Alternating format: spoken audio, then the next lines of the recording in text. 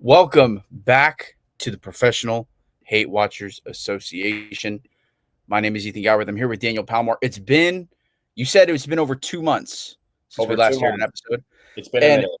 the more things change, the more things stay the same, I think is the main takeaway for this episode, because I was looking at our notes. The last time we were live, we were talking about the WNBA and looming CBA conversations. The WNBA is once again in the news. Unfortunately, not for the good play that they're having in the finals. What a game one, by the way. Talking about Marcus Smart and NBA vets switching teams. We'll be talking about that as well. And when it happened, Jayson Tatum was barely continuing his recovery from his Achilles tear, and now he's talking about coming back. We'll talk about all of that. But let's start with, I think, the heaviest topic right now, which is, as I mentioned, the WNBA. So Napheesa Collier, after the Minnesota Lynx were eliminated in 5 games, which for those of you who don't know, the series goes to 5 games. So they played till the end. They lost to the Phoenix Mercury. Now, the Phoenix Mercury are a great team. They're playing in the WNBA finals, played a great game 1 despite the loss. But no one could talk about that win without the controversial game 4. Now, what happened in game 4? Well, there was a lot of questions about officiating in favor of the Mercury, and it was culminated with a play at the end of the game. You saw the play, right? I did see the play, yeah. So with Napheesa Collier getting a pass, an inbound pass, dribbling, and Alyssa Thomas running right through her knee to steal the ball, and Collier rolled her ankle, and she actually tore ligaments in her ankle that will require an extensive, recovery. And as there was no foul called. The Mercury won that game, and then they went on to win game 5 as well. Now, Collier had some interesting comments to make about not just officiating, but league officials as a whole, league leadership. Now, for those of you who don't know, Kathy Engelbert has been leading the league for some time now. She has kind of been the facilitator. Her leadership has been the facilitator for a lot of this growth in the WNBA. Obviously, it helps with the caliber of players, but she produced this whole statement about critiquing leadership. Now, we're not going to talk about if that's okay or not to make that statement, because I think we're both in agreement with it. But what was your, immediate takeaway from seeing that? Because it was an extensive statement. That's where I was going to start. It definitely was an extensive statement. And my takeaway is that Fee hit every angle that she could possibly hit. She started with officiating, and then she went to WNBA leadership. And some of the comments that she made in the statement were pretty striking. Like when she would try to set up individual meetings with the commissioner, and she would voice these complaints not complaints, but like things that are going wrong in the league that the players want fixed. And the response was basically, you guys should just be happy that you have this platform to begin with, and that you're being given this platform, and there's nothing wrong with what's going on. So my immediate takeaway was that it's striking that a league that is going through a lot of growth right now, like you said, due to the caliber of players that are in the league, it's striking to me that there's a possibility that the leadership at the top is not doing everything that they can to ensure that all of these players, all of these superstars are happy. Yeah, and I think another part of it is that, Napheesa Collier has become very rapidly, especially this year, a very well-known one. Well, she's been one of the best players in the league, but I think this year especially, she kind of skyrocketed in popularity, because when you think of the WNBA, you would think of Caitlin Clark, A'ja Wilson, Paige Beckers this year too. And I think she has now put herself in that position with her play. And so for her to say something like that, I thought of it as, because she's not some people say she's the best player in the league. I still think that's A'ja Wilson. I thought of it as like Kevin Durant coming out and saying something. Like, Kevin Durant is one of the most respected names not to the fans, but in the league, in terms of play. And I think that's the equivalent of it. What I thought was more interesting, to be honest with you, because again, had no issue with what Collier said. I think if you'd been paying attention to the league this year, especially, which a lot of people have, this was their first year tuning in, you would notice these discrepancies, especially compared to the NBA. Now, the NBA gets a lot of flack for ref ball. This, Yes. But I don't think it's not comparable to what the WNBA experience, especially considering they play a fraction of the games. What was more interesting to me was that Kathy Engelbert, the WNBA commissioner, responded. And her response was what I like to call a damning non-answer, because she did not deny really any of the claims that Collier put out. She seemed to more just be disheartened that Collier said it the way that she said. What did you think of Right. that? Right. So basically, for people who haven't seen her response, was she basically said, I need to do better as a commissioner. And Ethan, like you said, that's not her denying that these things aren't happening. So she's basically acknowledging and agreeing that there are problems with the league right now, despite all the growth, but there are things that I can do better as a commissioner. So that I thought was very interesting. And she also, I think in her response, did deny one thing. I think she denied the Caitlin Clark remark that Napheesa Yeah. Collier said that she made, basically saying that Caitlin Clark wouldn't be anything without. She basically said that Kathy Engelbert said that Caitlin Clark wouldn't be anything without the WNBA, which is 100% not true, because she was bigger than the whole league while she was in college. So I don't think that's not true at all. And whether she said that or not, it's whatever. So I think that's the one thing that she did deny. But the fact that she didn't right away say that the comments that Napheesa Collier made were wrong and that she wasn't denying them, I thought that was pretty striking as well. So I think the fact that she denied that one specific thing proves an acceptance of everything else. Because if she had denied everything, it'd be like, okay, she's probably right and wrong about a couple things. But she openly denied, that one statement about Caitlin Clark. So that implies that she could have put in the effort to deny everything else if it were false. But she didn't. And so you know what's interesting is that we've never seen this in the NBA. At least, the last few generations of fans, because obviously the NBA has grown financially exponentially under Comrade Adam Silver's regime, but it's never had an issue of not necessarily staying afloat. I think the WNBA has passed that now, but of exponential growth in terms of the caliber of players and the quality that you see on television. I think that the NBA experienced that decades ago, long before you and I were fans of it. And I think a lot of the current media news cycle has never seen this before with the sports league period. And so I thought it was really interesting with the coverage of, this whole, when we talked about the CBA in July, very similar comments about, the players. Well, if you want this money, you need to make more money you got to generate more revenue. Like the whole thing about, the league loses money and everything. But if you're not able to, offer these needs to the players, then you shouldn't even be making the money that you do. Right. I think that was my main takeaway, but I thought it was interesting how, here we go having the same conversations again. It's just a different person, albeit a much, high caliber player, but here we go again, I guess is what they keep going in circles, I feel like, is my point. Exactly. And so obviously, as you said at the beginning, Fee made these comments after they got eliminated in the postseason. And some people would think it's pretty easy to complain about the officiating and all the problems that are going on in the league when your team gets booted out of the playoffs. And so she was asked, actually, the beginning of her statement, she made it clear that I would have made these comments regardless of whether you won or lost. And then that was the first question she was asked afterwards, also by a reporter. Would you have made these same comments if your team was still alive in the postseason? And she said 100% yes. And then obviously, as you would expect, some of the biggest faces in the game, Caitlin Clark, Angel Reese, Aja Wilson, they all had her back. Sophie Cunningham from the Fever too. So clearly the players are all in agreement that they are not being treated the way they should and compensated the way they should based on the product that they are giving to the fans and how much they're contributing to the league's growth. So if we could a lockout be on the way? Is that the question that we have to ask going forward? I really hope not, because here's the thing. The players know it. The league leaders know it. A lockout would be not a detrimental thing to the league, but it literally halts the growth of the league as we know it. The league has been on an upward trajectory, a very steep upward trajectory for the last 2-3 years, especially this year. You have the Golden State Valkyries, who just started this year, and they had a great season. Getting 2 new teams in Toronto and Portland starting next year. So a lockout is the last thing that the league needs.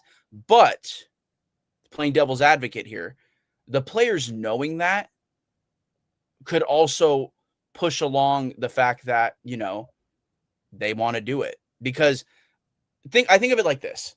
With the introduction of Unrivaled, the off-season sports league that a lot of the players participated in, and even more are buying into it for this year. You've seen all the promos for it. Yeah. I think they're starting to understand that, the league needs us more than we need it. It used to be the only avenue in the United States. And obviously a lot of players play overseas during the off-season, and a lot of these players are international. They're not even from the United States. So they have a lot of avenues to make sometimes more money overseas. But a lot of them want to play here. And with the introduction of Unrivaled, that is player run, by the way, I think it's not a substitute to the WNBA, but it's grounds to a basic idea that the league doesn't necessarily need us as much, we don't need the league as much as it's made out to be. It's actually the other way around. Because look at the success that Unrivaled had in one season. You brought all the best players and you put them on the court together, and it was pretty successful. They're bringing it back. So I don't know. I think a lockout is. We can come back to this in 2 more months, and we might be having the same conversation. Yeah. If it's gonna happen, it's gonna happen. The season, the WNBA finals just kicked off. They're playing again. I think tomorrow. They're playing tomorrow. At most, you go 7 games. We'll be done with this in 2 weeks. I think I wouldn't be surprised if whoever wins the finals makes a similar comment. I will say that. Yeah. Because because of how lackluster, even not just officiating, but just everything that, Fee was talking about, I wouldn't be surprised if it comes up again in these finals, which would be detrimental because, it's the finals. You don't want to see something like a league final get altered by ref ball. Right. Exactly. Yeah. It'll be very interesting. And like you said, players are finding ways outside of the W to make a living off the court, and they're doing very, very well. I mean, Angel Reese had a comment, and I mean, the Sky are irrelevant right now, but Angel Reese had a comment that somebody basically on Twitter told her to choose between being a professional basketball player and being a model. And she was like, why would I pick between one or the other when I can't make the money I want to make with my dream job, being a WNBA player? So players are going to do their own thing off the court because they have to. You got to survive. So I'm looking forward to seeing how the league is going to shape up over the next, I don't know, a couple of months. And like you said, I hope this conversation doesn't take away from what we might see in the finals, because A'ja Wilson just won her 4th MVP. And if they go on to win this series too, would that be that's 2 and 3 titles? years? That's 3 titles in 4 years. 3 and 4 years. She might be the GOAT. I'm being honest. There's conversations. They're starting a dialogue. So I'd rather be talking about that versus oh no, we might have a lockout in the WNBA. There's quite literally never been a player like Angel Reese. I mean, not Angel Reese, A'ja Wilson. I mean, Angel Reese too. Yeah. But love how she trademarked me bounds. By the way, that was hilarious. Yes. Yeah. It's called the hustle. But there's never been a player like A'ja Wilson ever, and so it's unfortunate that the dialogue is taking away from it. But you can also look at it from a glass half full perspective. It's what do you mean? There's all these ref issues. Let me tune in and see for myself. Yeah. So it could go both ways, but agreed. I think the WNBA is in for its biggest off season, this coming year. Not even including the fact. I mean, including the fact that they're getting they're expanding again this year. Yeah. But I think they're in for another insane off season where, maybe we do see a lockout, and I don't know if the players would really be that mad at it because they already go over to different leagues to play during this off season anyway. So I don't necessarily know if the players will be that too bent out of shape over it. Well, they might be, because again, they do it for the love of the game. For the love of the game. And you and I know nothing more than the love of the game. That's right. Speaking of the love of the game, Jayson Tatum loves the game, clearly. Because he was talking about how he wants to come back this year. You saw those comments, right? I did see that, yeah. So he wants to come back this year. Mind you, he tore his Achilles in, what was that, May? May, yeah, during the second round of the playoffs. So He tore his Achilles in May. And now I appreciate a player's drive to want to come back as soon as possible. I think that's one of the biggest critiques of the NBA now is that the players don't want to play. Yeah. That's why they had to implement, the mandatory 65 games for awards and all of that Right. stuff. So seeing Tatum be so enthusiastic about wanting to come back as soon as possible is admirable, but you viewed it from a different way. How so? I viewed it from a perspective of, yes, like you said, Jayson Tatum loves the game, but I think he might love the game a little too much, in my opinion. I just don't see why you would want to risk coming back too soon from an Achilles tear. And yes, obviously, before he comes back, he's going to be medically cleared by doctors. They're going to give him an okay to play if he's healthy to play. And then from there, it's his decision whether or not he wants to play. He went on like a whole media tour last week on ESPN. He went on all the shows and basically talked about like what the journey has been like recovering from his Achilles tear. Asked himself a lot of questions about like how his career is going to shape out, because I think you and I can agree that people can come back from an Achilles tear. It's possible. We saw Kevin Durant do it. I was going to say Kevin Durant. It's the latest example. But I think we both know that even if you do come back and play at an elite level like KD did, you're still never really the same player you were before you tore your Achilles. Because that step, that athleticism, I think it's still always a step under of what it was before the injury. And so I think coming back early, basically not sitting out the entire – if I were him, I would sit out the entire year. That's my position. That's what Damian Lillard's doing. That's what Tyrese Halliburton is doing. They've both said that they don't plan on playing this year. And all three of these guys had the same injury, like right around the same time frame. Yeah, within like a 2-month span. Yeah. Yeah. So I just don't see how, especially in a year where we talked about this before, the Eastern Conference next year is going to be, I don't even know how to analyze it because there's so many injuries. We think the Cavs and the Knicks are going to be the favorites because they're the only teams that are healthy right now. I'll believe it when I see it with the Cavs. Exactly. And I feel the same way about the Knicks, to be honest. Like how have they not gotten past the Pacers the last 2 years? I don't know. If they were that team, I think they would have found a way. But I don't know. Like the Celtics can still do something in the East next year. Like I don't think Jayson Tatum playing is going to like make them the favorites to win the Eastern Conference when he comes back. I don't know if it's going to make, I don't know. I just don't see I don't think the risk is worth the reward with coming back from an Achilles tear early. I would agree. I think Tatum's banking on the fact that his team's going to be really good by the time he could be cleared to come back. Like, let's say they're sitting a top 3 seed in the Eastern Conference and they're primed to, make a run in the pool. Let's say it's like, because what? An Achilles tear takes at least 9 months, give or take. Yeah. Let's say it's like March. Yeah. I think that's the time frame. They're saying like February, March. Like 25 games left in the season. His team's already at like 40, 45 wins. Yeah. Like, that's probably what he's banking on. So I guess what I'm saying is if you're talking about what I think you're talking about in that the Celtics could still make a run, that might further incentivize him to come back. Like, yeah, true. I agree because, don't do it. Like even Kevin Durant was out now, granted, Kevin Durant was out and then they had the COVID lockout. So that was a whole different experience, but Kevin Durant wasn't going to come back that year. He wasn't. No, he wasn't going to come back. Halliburton's not coming back. Like, I understand the drive. No, I don't, because I'm not an NBA player. But I know what it feels like. You know what this feels like to want to do something so badly that any type of setback you just view as a setup for a comeback. Yeah. Tatum has every right to view it like that. Every right. But what happens in a situation like this is you get tunnel vision. You don't think about the potential long-term implications that come with not speeding a recovery, but for lack of better phrasing, speeding a recovery with an injury as grave as this.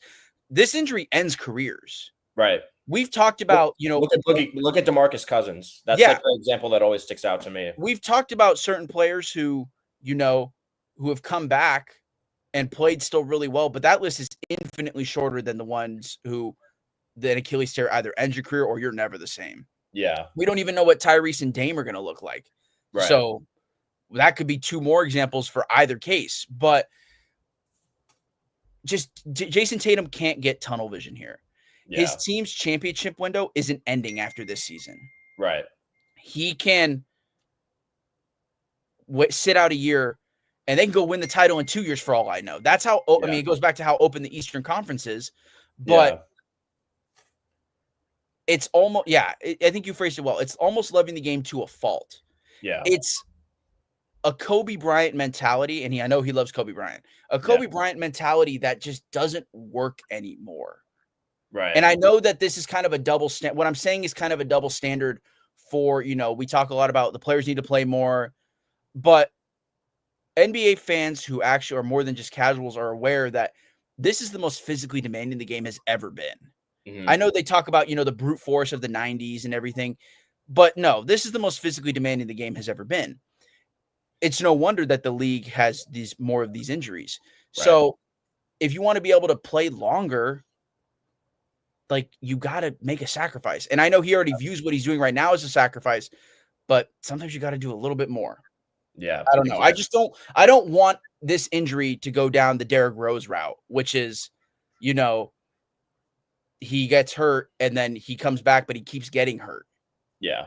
Jayson Tatum is too good of a player to, suffer from an injury, like to suffer from injury extensions like that. Now, granted, considering how the NBA Hall of Fame works, he might still get in anyway. Yeah.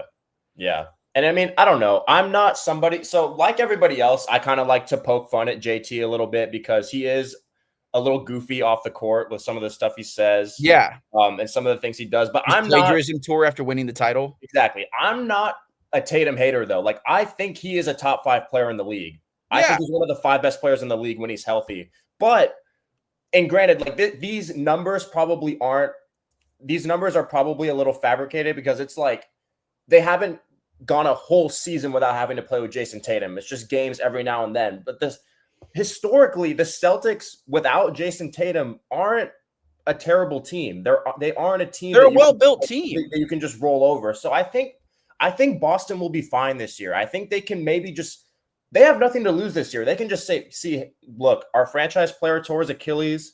Let's let him rest the entire year and then see what Jaylen Brown can do as a number 1 option and see if he can get us to the second round of the playoffs or something. And I think that would be a successful season for the Celtics. Sure, it's a season where going for a title is not really realistic, which is not what they want because they obviously are a championship contender when they're fully healthy. But I think you have to, like you said, he has to play the long game here. He has to see like what's at stake in the future because the Eastern Conference is only it's.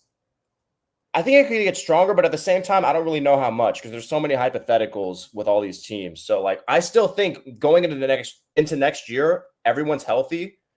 I would still pick the Celtics to win the East as long as Jayson Tatum and Jaylen Brown are healthy and they have like most of their supporting cast. So I don't know. I do think it would be remarkable if Tatum comes back though, really early and just plays really well. Because I wonder. You know what? They should poll Celtics fans. I really think that they should poll Celtics fans and ask what they think because you know what? This could be really reminiscent of 2017 when Kyrie was hurt. And they literally just had a ragtag. It was at that point in time a ragtag group of Celtics, which was young Tatum and Brown. Yeah. You could do the same thing. You know. If you really feel inclined to go do something, go make a trade at the deadline or something. Right. Somebody's going to be disgruntled by December. This we know. Yeah. So you could always do that. Maybe Giannis with how this Bucks roster is looking. I don't know. Are the Bucks even going to make the playoffs this year? Dude, Bucks might be a playing team, dead ass, bro. I don't know. We'll see though. But that's another thing. I mean, we'll talk. This is not what we're talking about, but just really quickly, I can't think of on one hand or more than my one hand surefire that team's making the playoffs except for the Knicks, the Cavs, the Celtics, the Bucks maybe. Philly, you don't know what they're going to look like. Atlanta's a team that people are thinking is a sleeper this year, but at the same time I'm not really trusting Atlanta to do anything. Not with Trae Young as your first option. The Pacers without Halliburton, I don't know. But the Pacers without Halliburton, I don't know. The Magic, who knows? I think the Magic are a fake team. I think they're AI People generated. are. What do you think about Toronto this year? People are high on Toronto going into this year. Dude, I keep leaving those comments on the videos, man. I keep Yeah. asking for more More Toronto Raptors dialogue. I keep asking for more dialogue. I don't know. I think they're always a fun team to watch. Yeah. They're kind of like a middle class man's Hornets. Like they're fun to watch, and they'll give you 32 wins. Yeah. Because the Hornets can barely get you 25. But like, and at least the like with Darko as the head coach, you don't think it's like an AAU team. Yeah. I don't know. I could see them being like an 8 seed playing Yeah. for a play-in spot. I think the team that could benefit the most from, injury-riddled Eastern Conference is either Toronto or Atlanta or Orlando. Yeah. Those two teams can rise the most in terms of, if the injuries stack up on certain teams and they're not performing as well. Those are the two teams that I think can rise the most. But I don't know. I feel like this ain't 2019. Like, yeah, it's like this Raptors team is not winning a title. Yeah. Or if they do, we're going to clip this and we're going to come back to it. Yeah. Can't forget about the Bulls either. Can't forget about either the 9th or 10th seed.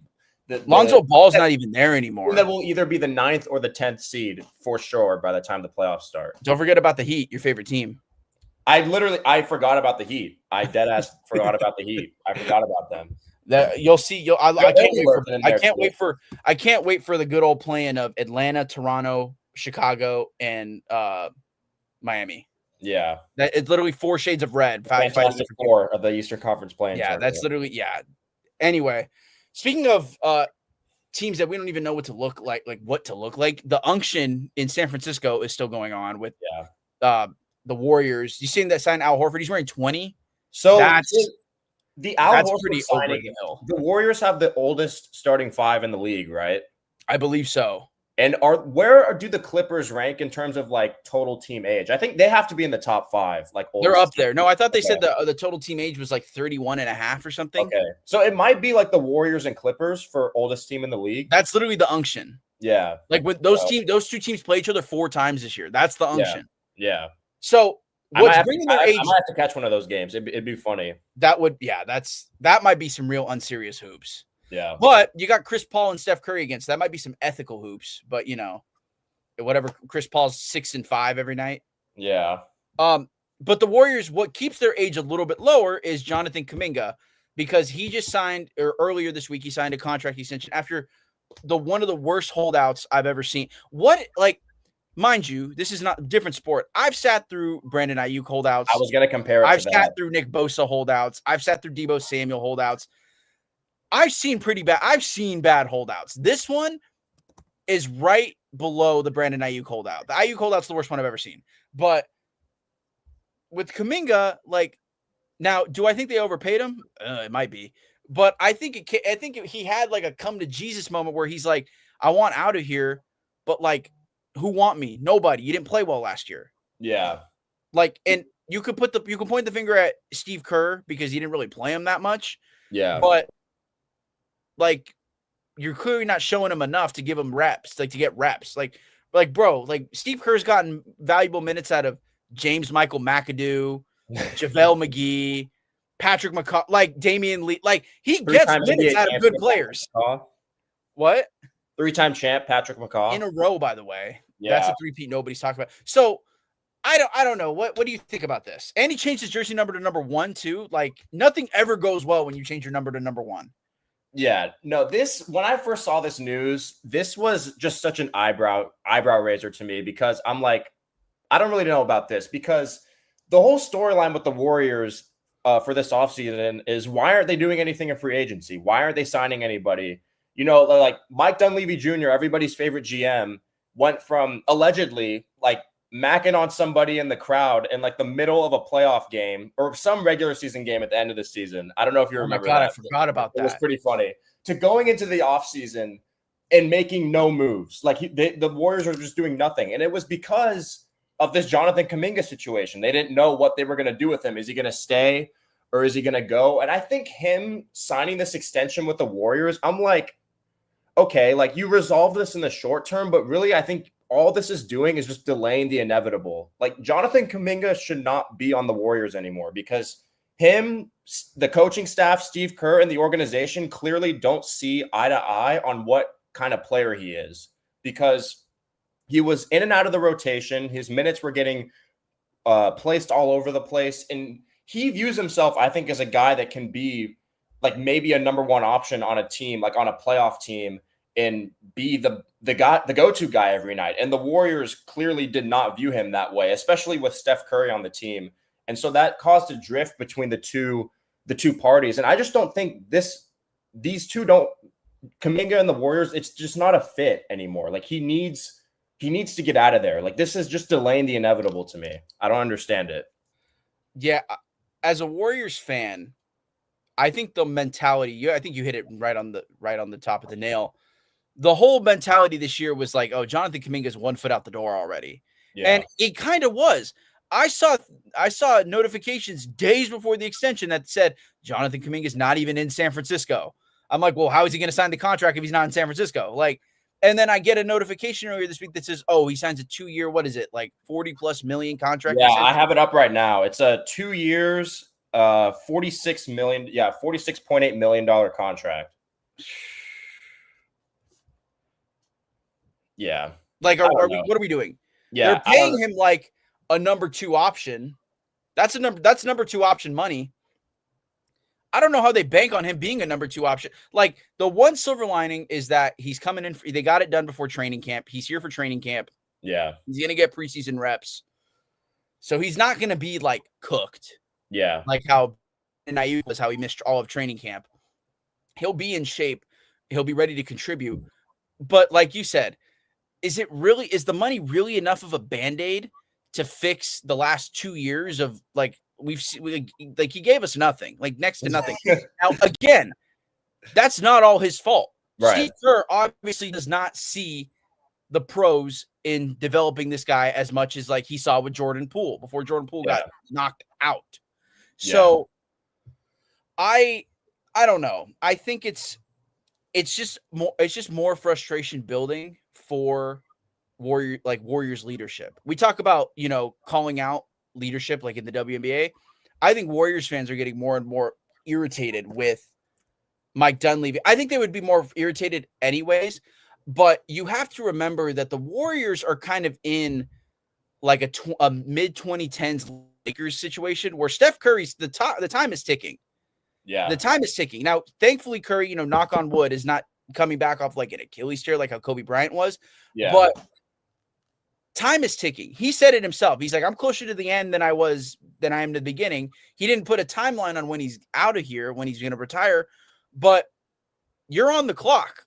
Like, you need to make moves because he's not going to get better. Yeah. His supporting cast is not going to get better. Draymond is like a power forward Chris Paul at this point. Like, right. And then you bring in Al Horford, who I like the signing. I like them getting Al. Okay, Horford. Here's the thing. Al Horford, his first stint with the Celtics, he was great. Yeah. He leaves the Celtics, and everybody called him washed. Now he comes back to the Celtics, and then he plays great.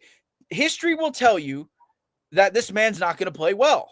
Yeah. But maybe with this system, it'll be okay. But like, they barely have enough players to like. They have one of the smallest rosters right now. Right.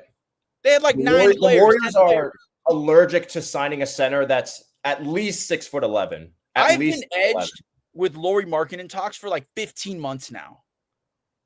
He was balling in Finland and everybody was like, that's my center. I'm like, no, he's not. Like, he's not like, he's not going anywhere. And that man's in Utah. Wait, is he in Utah still? He's in Utah. Yeah. With Kevin Love, by the way. That man's in Utah. Like with Kevin Love and famous Washington Wizard wannabe Ace Bailey. And Filipowski, he's still there, isn't he? Yeah. I don't know. So Dunleavy, Dunleavy, like doing a whole lot of nothing. Yeah, and it's almost like the Kuminga signing and Seth Curry. Seth Curry's here now. Yeah, like I don't remember. Like that's a random guy, and that's Steph Curry's bro. Like that's right. Pretty random. We'll talk about random signings in a minute, but like it almost feels like Mike Dunleavy is moving like a politician.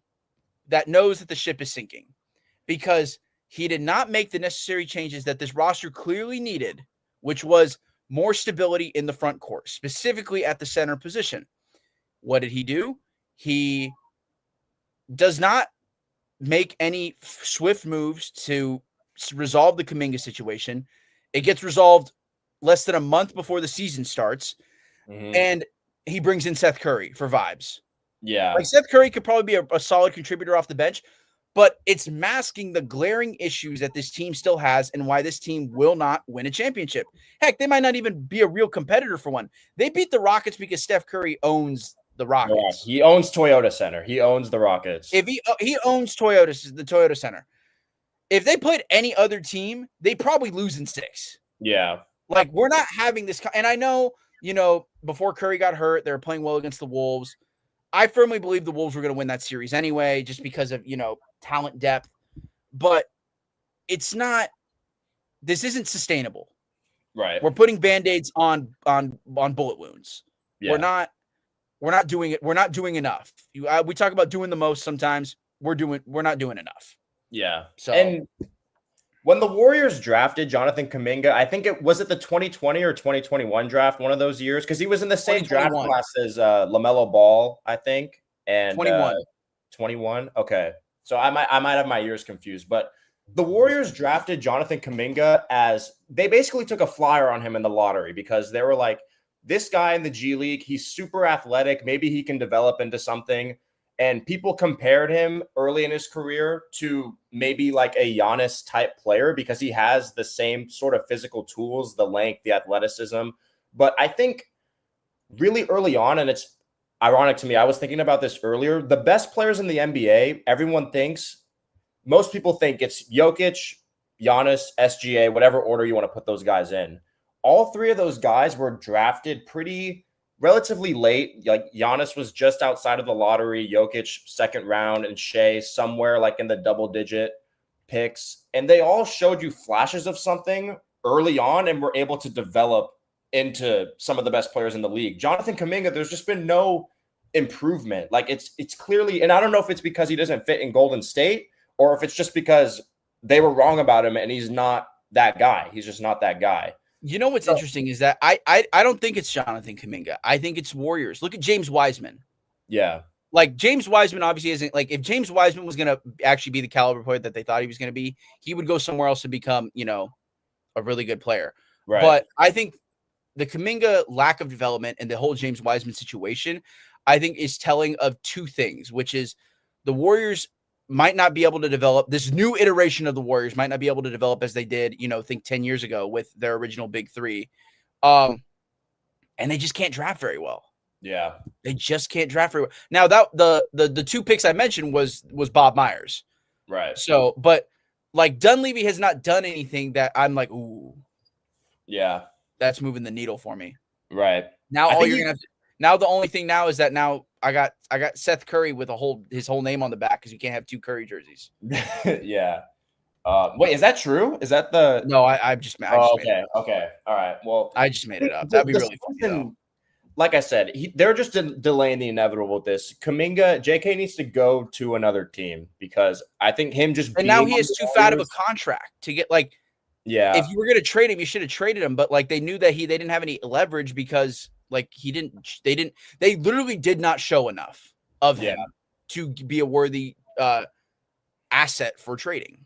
Yeah. So I don't know. It's like Dunleavy's like doing a speed run of like how far can the Warriors sink, and like then I'm gonna get out of town, and then it's like then they're gonna need somebody else to pick up the scraps again. But yeah, whatever. I think that the lack of moves by Warriors management is not universal. However, we've seen a lot of teams that made some very interesting. We saw the video of Spencer Dinwiddie at Media Day for Charlotte. Ooh. And neither of us could remember when he was signed to the Hornets. Mm-hmm. I don't remember that happening. Like, did that actually happen? What? Did it actually happen? I'm wondering. Did he actually sign? That video might have been AI generated. I don't know. Yeah. I could have sworn he was on the Nets again. Yeah. Or the Mavs. One of those. He just switched between the Mavs and the Nets every year. For a few years. Yeah. I could have sworn that's where he was. But it got me thinking, the last time we were here, the more things change, the more things stay the same. We were talking about Marcus Smart, who's now a veteran at this point, which is kind of weird. DPOY. And now how he's on the Lakers. And I genuinely forgot that he was on the Lakers. You had to remind me before we started. Right. Yeah. That man is there. And I was like, what? Yeah. So it got me thinking, what is the weirdest media day photos that you saw of like players you're like, that doesn't look right? I'm a Bucks guy at heart, and this move wasn't made this offseason. It was made during the middle of the season. But just seeing Chris Middleton in a Washington Wizards jersey just really breaks my heart, man, because we all watched the 2021 playoffs when time and time again he was closing out the most pivotal games. Mm-hmm. He helped them win 2 games without Giannis in the conference finals against the Hawks. And in the closeout game, I think he had like 30-something. I think he had 30 in both games, like something like that. And then he averaged 24 in the finals. He was going shot for shot with Devin Booker in the finals, especially that game 4 where he had 40. And to just see how his career has sort of taken a decline because of all just not being able to stay healthy. Like, to me, that wet spot in game 2 of the Bulls series in the first round just like haunts me to this day, because I think, what if he never slipped and messed up his meniscus or whatever it was against the Bulls?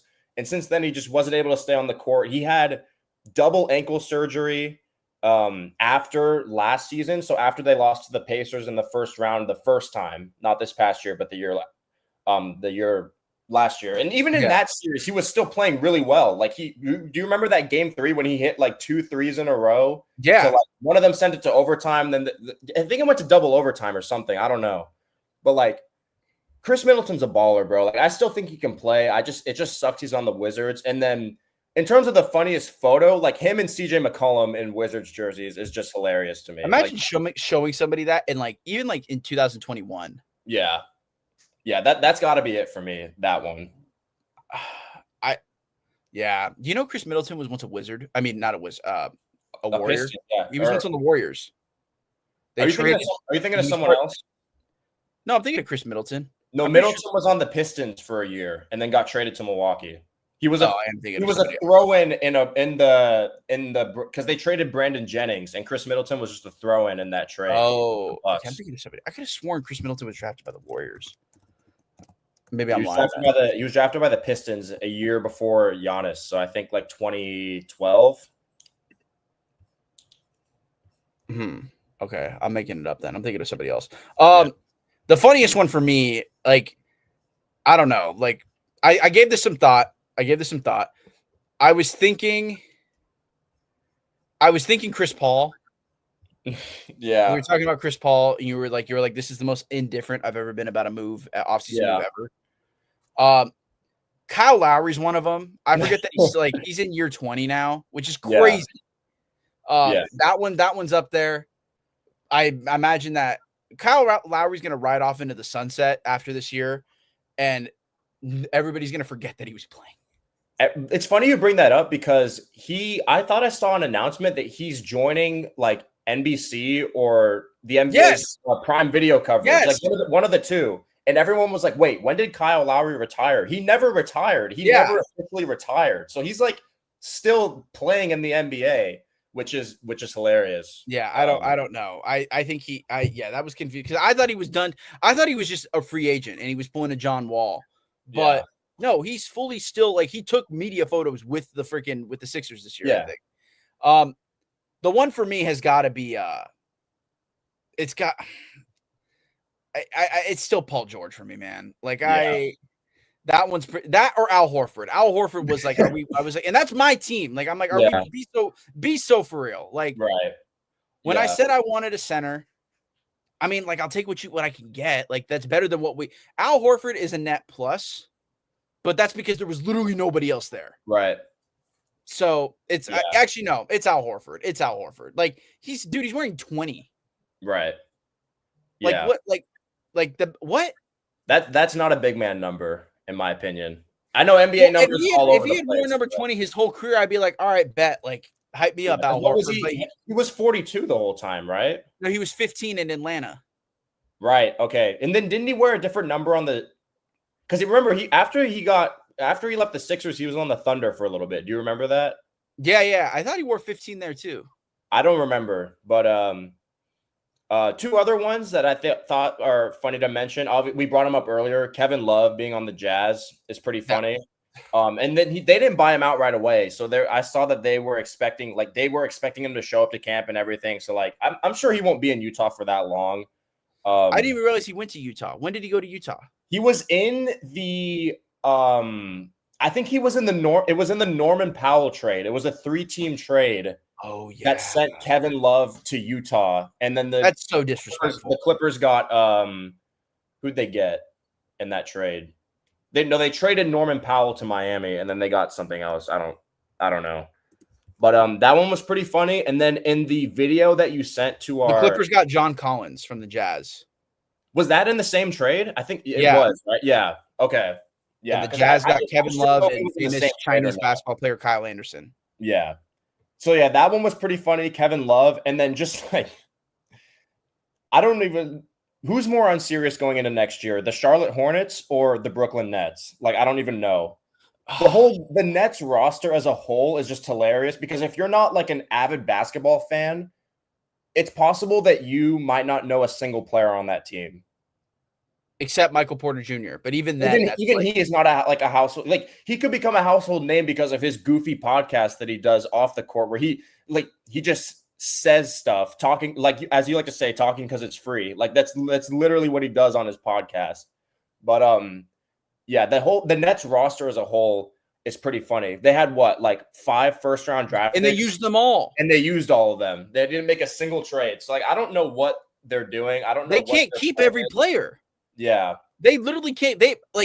If they cut even just one of their first round picks, which they might have to, they might be more incompetent than Mike Dunleavy. Yeah. And I'll take back everything I said. Yeah. But who knows though? I don't know. Like, yeah. I'm trying to think if there's other ones we're leaving out. I think we hit on all of them, but yeah. I mean, the Chris Paul one was the headliner for everything. Yeah. Though. That one was I was like, damn, bro. I think what makes the Chris Paul one, I think what makes him look so washed for me is the fact that the Clippers rebranded and are wearing different jerseys. Yeah. And Chris Paul's already old as shit. So like him being super old and in those jerseys just makes him look more washed to me. I don't know. Because they're so modern. Yeah. Yeah, that too. Yeah. I don't know. It'll be an interesting year. We'll talk more about it. We're back though. We're back on a weekly schedule. We're doing Wednesdays. We got to figure out the time though, because as you can clearly tell, we're missing some people. We're even missing Tony. Yeah. X a guest appearance at this point. This is his podcast. Podcast, by the way. His own podcast. But we'll work it out. We're planning on doing Wednesdays, but we are back with the NBA season. We'll keep you posted on what the scheduling looks like. But for now, this is episode 6. This thing is in fact on. PHWA from Daniel Palmore. I'm Ethan Galbraith. We will be back. We'll be back soon. Peace.